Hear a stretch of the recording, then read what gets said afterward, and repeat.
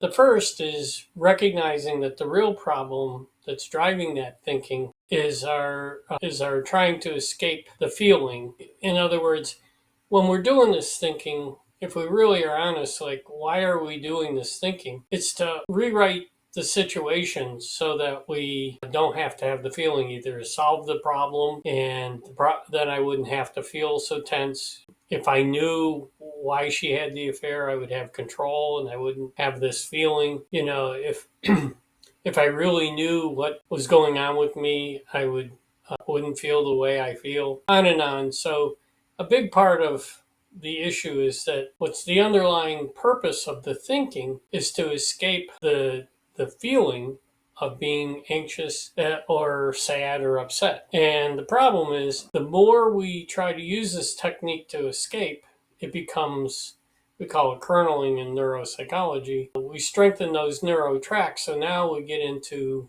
mind routines. The person with the wife who had the affair, for months, it's like every time he's triggered into insecurity, boom, up comes the thought. People, the guy with the physical issues, same thing. If only, he's got an if only I could solve this problem, I would feel better. So he falls into this pattern of trying to diagnose and solve the problem. So lots of times what happens is if we have a problem that isn't a solvable problem, if indeed it's something we have to cope with the emotion, we're trying to escape that emotion instead of walking through that emotion. So the number one problem is recognize that I'm really not problem solving. I'm really not getting ahead here. What I'm really trying to do is escape the feeling.